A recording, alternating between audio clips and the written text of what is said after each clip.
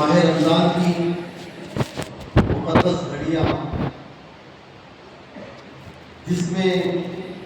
اللہ تبارک و تعالیٰ کی رحمت جھماجھم برستی رہتی ہے، وہ مبارک ساتھ میں وہ مبارک گھڑی اب تھوڑی کچھ ہی دنوں کے بعد، کوئی 3 یا 4 دن کے بعد وہ ہم سے رخصت ہوتی ہے۔ آج کے اس ماحول میں ایسے تو آپ جمعہ کے اندر تو ہمارا بیان سنتے ہیں، لیکن آتے کب ہے؟ آپ جب ختم ہوتا ہے جب آتے ہیں، باتیں ساری کے ساری شروع میں ہم بیان کر دیتے ہیں، آخری میں جب تیر نکل گیا رہتا ہے کمان سے، اس وقت آ کر بیٹھ جاتے ہیں، نہ بات اول سمجھ میں آتی نہ آخری میں سمجھ میں آتی۔ تو آج آپ لوگ میرے سامنے ملے، الحمدللہ تبارک و تعالیٰ آپ ہمارے مقتدی ہیں، میرے لیے آپ دعا کریں، میں آپ کے لیے دعا کروں گا۔ ضروری بات میں آپ کو بتانا ہی سمجھتا ہوں کہ ماہ رمضان میں آج کے اس ماحول میں اپنے عقیدے کی حفاظت کرنا بہت ضروری ہے۔ عقیدہ کی بات پر علماء کرام صاحب سنتے ہیں، عقیدہ کیا ہے؟ آخر عقیدہ کیا ہے؟ عقیدہ یہ ہے کہ اہل سنت والجماعت کا عقیدہ یہ ہے کہ اللہ تبارک و تعالیٰ نے اپنے فضل سے، اپنے کرم سے ہمارے نبی کو سارے اختیارات عطا فرمایا ہے۔ اس بات کو تو سبحان اللہ بولا جائے، اللہ تبارک و تعالیٰ ہمارے نبی کون ہے؟ خلق سے اولیاء، اولیاء سے رسول، اور رسولوں سے اعلیٰ ہمارا نبی، خود گئے جس کے آگے سبھی مشعلیں، شمع وہ لے کر آیا ہمارا نبی، کون دیتا ہے دینے کو منہ چاہیے، دینے والا ہے سچا ہمارا نبی۔ تو اللہ تبارک و تعالیٰ ہم اس نبی کونین کے ماننے والے ہیں جس نبی کے اشارے سے چاند پلٹ کر آ گیا، چاند کے ٹکڑے ہو گیا، سورج پلٹ کر آ گیا۔ تو اللہ تبارک و تعالیٰ ہمارے نبی اکرم صلی اللہ علیہ وسلم کو اپنے فضل سے پورے اختیارات عطا فرما۔ اختیارات کا مطلب ہوتا ہے، تھوڑا میں اس کو کھول کر مختصر سی بات کر کے آپ کو بیٹھ جاتا ہوں، کیونکہ مطلع صاحب کا بیان آپ کو سننا ہے، پورے سال آپ انتظار کرتے ہیں مطلع صاحب کا بیان سننے کے لیے، تو آج ان کا بیان سننا ہے۔ تو بہرحال کہ اختیارات کا مطلب یہ ہے کہ اگر ہمارے نبی اگر پتھر کو سونا کہے گا تو سونا بن جائے، درخت کو اگر بلائے اے درخت تو چل کر آ جا، تو درخت اپنے جڑوں کو اپار کر آقا کے برگوں، آقا کے دربار میں آ کر ہر پتے سے کلمے کی آواز بلند ہو جائے، کلمے کی آواز بلند ہو جائے۔ اللہ تبارک و تعالیٰ ہمارے نبی کو وہ طاقت اور قوت عطا فرمایا ہے کہ ہم یہاں سے سلام پڑھیں، ہم یہاں سے درود بھیجیں، یہاں سے سلام کریں، گنبد خضرا کی مٹی وہیں بیٹھ کر ہمارا سلام سنیں، ہم درود پڑھیں، درود سنیں۔ اور الحمدللہ تبارک و تعالیٰ ہمارا عقیدہ یہ ہے کہ ہم اذان سے بھی پہلے درود پڑھتے ہیں، اذان کے بعد دعا پڑھتے ہیں، اور سلام کے بعد، نماز کے بعد الحمدللہ تبارک و تعالیٰ ہمارے مسجدوں کے اندر صلاۃ السلام پڑھتے ہیں۔ تو آپ لوگوں کو کرنا کیا ہے؟ کرنا یہ ہے کہ اس مسجد میں نماز پڑھنا ہے جہاں پر درود پڑھا جاتا ہے، اس مسجد میں آپ کو نماز پڑھنا ہے جہاں پر سلام پڑھا جاتا ہے۔ مسلمان سب کوئی ہے، لیکن مومن ہر کوئی نہیں ہو سکتا۔ مومن بننے کے لیے تاجدار کائنات صلی اللہ علیہ وسلم کی حدیث مبارک ہے،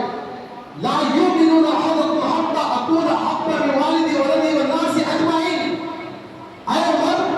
تم اس وقت تک مومن نہیں بن سکتے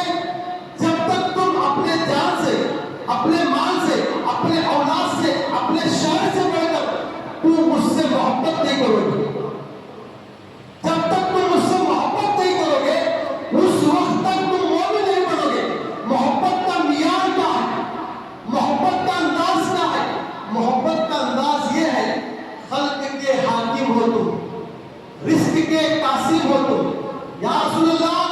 خلق کے حاکم ہو تم، رزق کے قاسم ہو تم، جو ملا تم سے ملا تم پہ کرو، اور کوئی غیب کا تم سے لیا وہ بلا، جب نہ خدائی چھپا تم پہ کرو،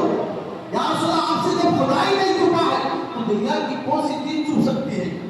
تو لہٰذا ہم لوگوں کو چاہیے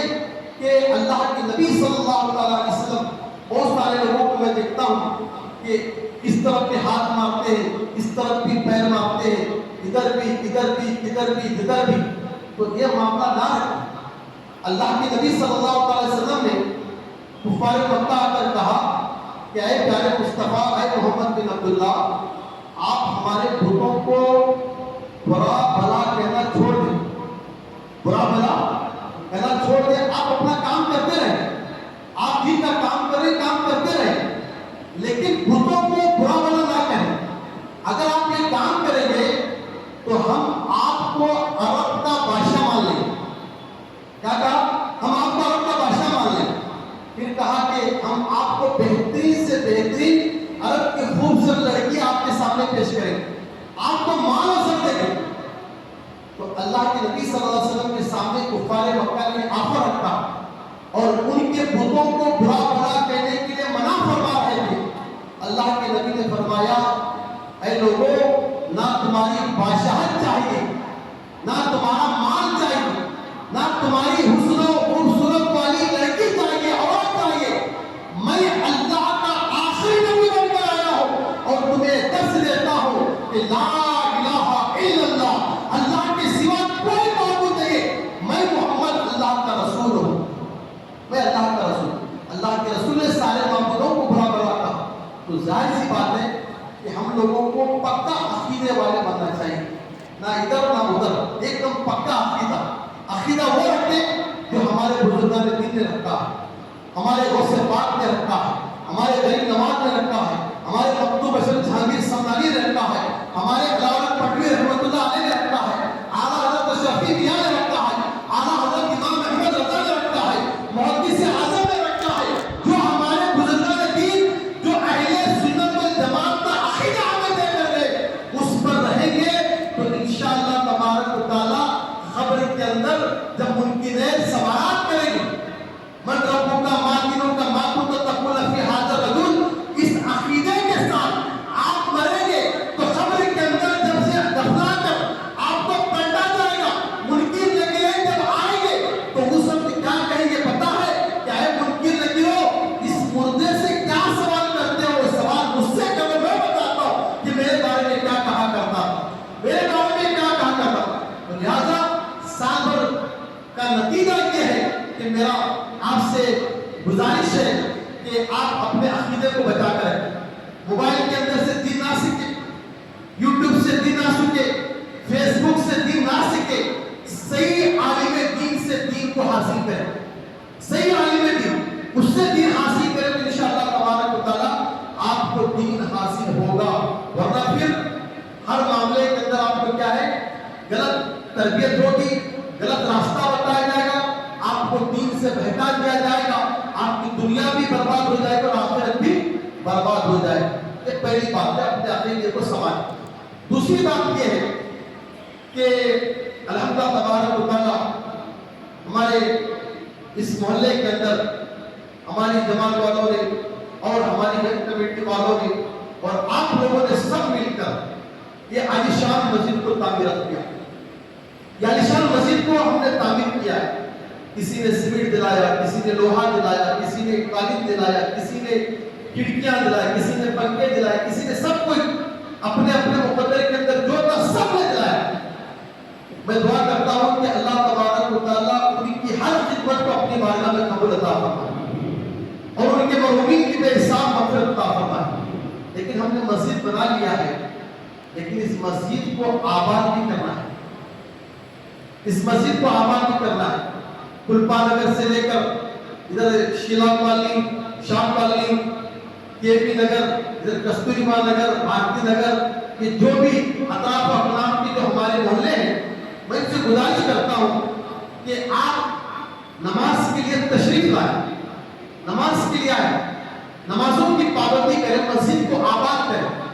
مسجد کو اگر آباد کریں گے تو اللہ تبارک و تعالیٰ آپ کے مکانات کو آباد عطا فرمائے، آپ کے گھروں کو آباد عطا فرمائے، اور خاص کر کے ہمارے مسجد کے اطراف و اقلام میں رہنے والے جن کے مکانات مسجد کے نزدیک ہیں، وہ لوگوں کو ضروری ہے کہ مسجد کے وقت 5 وقت کی نماز ادا کریں۔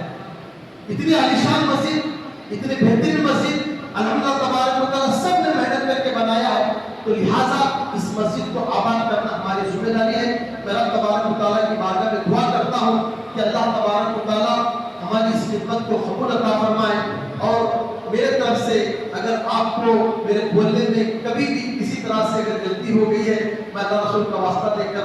آپ کی بارگاہ میں معافی چاہتا ہوں۔ آپ مجھے معاف کریں، میں آپ کو معاف کرتا ہوں۔ آج شب قدر کی صدقے میں اللہ تبارک و تعالیٰ ہم تمام کی بے حساب مغفرت عطا فرمائے۔ وآخر دعوانا الحمد للہ رب العالمین۔